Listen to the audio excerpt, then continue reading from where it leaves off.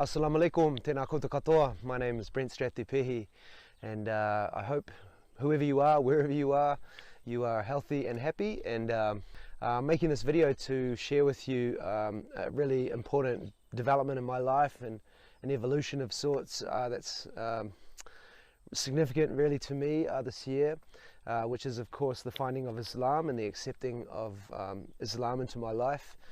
It's a really great feeling, to say the least. And I thought I would share a little bit about my background and what drew me to Islam, and the events that unfolded and continue of course to unfold. I have officially been a Muslim only for a couple of weeks, not even, so it's very new. However, a series of events happened that may influence me to make that decision. And I'm from New Zealand, and New Zealand is predominantly, you would say traditionally, a Christian country. That said, we're a modern Western country, and as you may well be aware, religion in general in the Western world is sort of been on a downward trend for some years, for many years.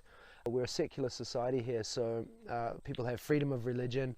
We have migrant communities from all over the world, which includes of course people from not only different cultures but different religious backgrounds, be it Muslims, Hindu, Buddhist, and Judaism, all manner of religion and cultural backgrounds. So although we are, like I say, traditionally a Christian country, an English colony, most people in New Zealand are exposed to a variety of cultures and religions, myself included. I have not been a religious person per se much of my life, although I do have a background in Catholicism. My grandmother, bless her soul, she was quite a devout Catholic, and that put the Catholic influence into our family life. I went to Catholic schools, a couple of Catholic schools growing up at different times. I wouldn't say I went to majority Catholic schooling, but a couple of times. And basically for all of my adult life I've not been a religious person. That said, I've always believed in God. I've always believed that there is something greater than us. But I have not given it much formal expression in my life. As a younger man, like in my early 20s, I probably went through a pretty typical phase of, I would never say it was actually atheism or anti, but like I say, I always believed in God, but I was quick to see the problems of religion for a time. But by and large, I've been kept a respectful distance from religion for most of my life. Now, in the last few years, I've started traveling back and forth to Southeast Asia. My father these days lives in Thailand. Thailand is primarily a Buddhist country, so I sort of was exposed to that, and I've always been curious about cultures, countries, and languages. So wherever I've been, I've taken some interest at least in religion. So I started going to Southeast Asia, visited Vietnam and Cambodia. And then late last year I had a chance to go to Indonesia for the very first time. And as you may or may not know, Indonesia is a predominantly Muslim country. I think it's over 80% of the people, and it's a big country of 260 plus million people. More than 80% are Muslim. But there are significant communities of Christians, Protestants, Hindus, and places like Bali is predominantly Hindu. So it's a diverse place. It's not officially an Islamic country, but with 80% plus, it's obviously an important, obvious part. So I went to Indonesia with a group of New Zealand teachers. Cut a long story much shorter, I sort of fell in love with the culture, not Islam in particular, just the general culture of Indonesia. I really loved it. I loved the people, the language, the vibe. I sort of felt, as a Māori person from New Zealand, indigenous person from New Zealand, I felt an affinity with Indonesian people. I make a sort of a semi-joke, semi-serious comment that Indonesians are like Southeast Asian Polynesians, in the sense of they're really family oriented, a lot of humor, they love to eat and laugh, and very social people. At the same time, Indonesia is part of Asia, so you have the color and the food and the culture that you might associate with Asia mixed very very obviously with sort of more of a Polynesian vibe, laid back, and islands and that sort of thing. So I really loved that. That was my first time in in a Islamic country, like I say, not officially an Islamic country, but that's a big part of life there. And I was only there for 2 weeks, but I really enjoyed it, and I began learning Bahasa Indonesia and making Indonesian friends, both in Indonesia and here in New Zealand, like from the immigrant community. And I really, developed my knowledge and interest in all things Indonesia. And then I went back to Indonesia again this year, this time for a couple of months, and I traveled Indonesia, and I got a real chance to live with, stay with families, go to schools, and associate with the people on more of a local level than the 2-week short trip I did last year. And slowly but surely, it's crept up on me as much as anyone else. I started to really get a feel for the Indonesian Islamic, at least, way of life, the outlook, the kindness, the attitude, and the prayer and salat 5 times a day and I started to sort of slowly but surely realize that this is a really beautiful way of life. Indonesia is not a wealthy country by any means. Of course, there are some very wealthy people there, but the majority of people are, surviving, working, and some are, outright poor. I mean, there's social issues there. It's a developing country, but Islam really sort of reached to me, and I feel like Allah reached to me while I was there and started to pull me in, and I enjoyed it. At some point I became conscious of that, like I started realizing that, hey, I think I'm starting to feel something here, and at that point I could have, if I chose to, make it a very mental thing, and by that I mean I could have thought about a lot and just decided to turn that over in my mind a lot. But I actually held off from that because I realized I was enjoying the feeling as opposed to the idea. Obviously a feeling is more emotional and an idea is academic or mental. So I just let it be. I didn't decide quickly, oh yeah, I love Islam now, it's time for me to be a Muslim. I didn't think like that at all. I just kind of just let it brew, let it marinate. I mentioned it to a couple of people very quietly, but mostly I just kept it to myself because, like I say, it wasn't something I wanted to leap to conclusions.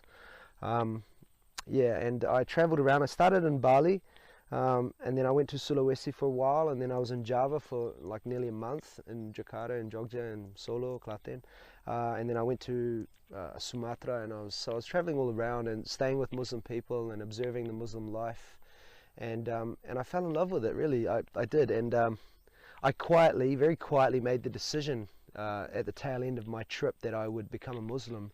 But even then, I didn't want to be swept away with a sort of a euphoric, romantic idea. I held back, and I said to myself, but I want to learn, I want to read, I want to talk to people, I want to develop this idea. And I deliberately wanted to wait till I came home because I didn't want to, in a wave of excitement, commit to something so serious, because if I knew that if I was going to go there or come here, that I would take it seriously and I would respect it.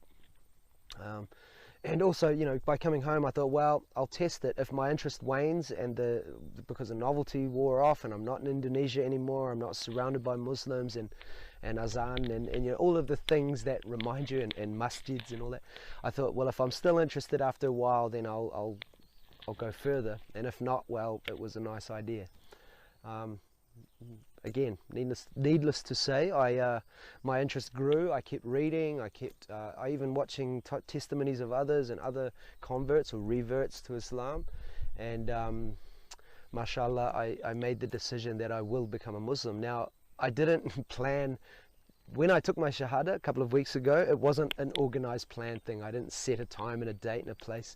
All I did was I went and saw my good friend Sasia in Auckland. She's Indonesian, but she's lived in New Zealand most of her life.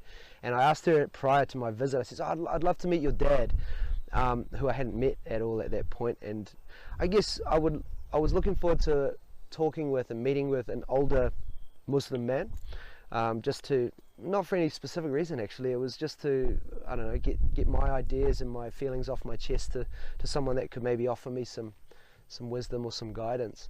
And I went there with the idea that I would meet him and we'd have a chat, and I would have been more than happy with that. And we did that, and I went and met him, and we sat down, and he did most of the talking because I was all ears. You know, he's an older Muslim man who's been a Muslim his whole life, and so he talked about it. I told him my feelings and my thoughts while in Indonesia and till now, and then he simply said, Brent, you don't have to be an expert in Islam to be a Muslim. Muslims, we're all learning. We're all, regardless, maybe we've been a Muslim our whole life, but we're always learning. So there's no point where you know enough to then you can become a Muslim. He said, no, if you feel it in your heart and Allah has spoken to you and you feel it, then you can become a Muslim at that point with minimal knowledge. And then of course, and then he said, and if you would like to take your shahada with me, I'll be happy to do that. So I did, and it felt right. It felt good. I felt really like I was ready. I did actually feel a really nice sense of serenity. I should backtrack a wee bit to say that even in the lead up to that, I was practicing at, and I say this not as a practicing Muslim, but I was practicing at being a Muslim. I'd begun to pray. I'd begun to read even Quran, and just try this as a lifestyle with some action. Because it's one of the things I really love about Islam is that it's a religion of action also. The foundation is belief in God, and that's absolutely critical. You know, that everything's built off of that. You believe in one God, and then of course the practices and the way of life comes with time and knowledge and practice. So I became a Muslim on Wednesday the 19th of December 2018, and Alhamdulillah, I'm so happy about it. Since then, of course, I've been just continuing my learning. I'm very much a novice in the area of knowledge and information and practice. It's all new, but I really enjoy the process of being a Muslim and learning about it and developing it and deepening it. One thing in Indonesia, this is one of the things I will say to anyone who's interested in Islam or maybe has an opportunity to visit an Islamic country or something like that. One thing that actually drew me to Islam, that helped a lot at least, was that no one ever sat me down and tried to preach to me or suggest that I ought to be a Muslim too, or judge my way of life or anything like that. In fact, Indonesians are very open and honest and quick to ask you about religion. Most Indonesians are religious, whether they're Muslims or Christians or Buddhists or Hindus or whatever. Most people, for most people in Indonesia, religion is a part of their life. So I had one experience among many, but one that sticks out I'll share with you.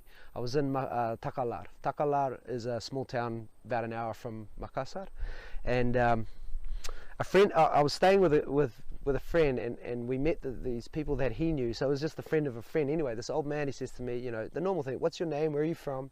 And of course, the very next question popped straight out of his mouth was, "What's your religion?" And in Indonesia, that's a really normal thing to ask. In the Western world, it's a wee bit like kind of a personal question, but not over there. So he asked me straight out, "What's your religion?" And at that point, I basically just told him the truth. I said, "I don't have religion, but I believe in God." And his first reaction was, "Alhamdulillah," and he gives me a big hug, and he says to me, "Oh, we believe together, we're brothers." And I thought in hindsight, like, what an amazing response.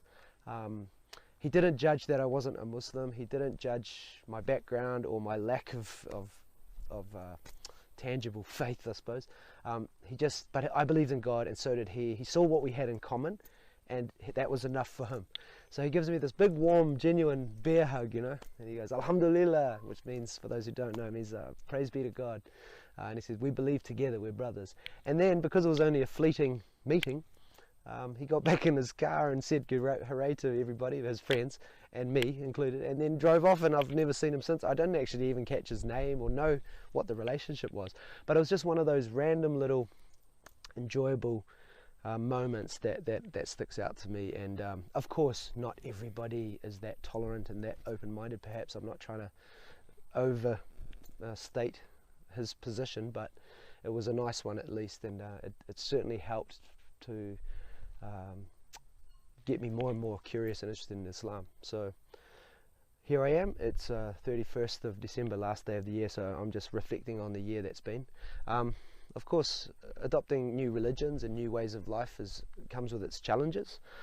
It's not easy. It's something that you have to work on, and you know, I make mistakes in life and in my being a Muslim as well, of course, but I'm working on it, and inshallah I'll continue to become a good Muslim.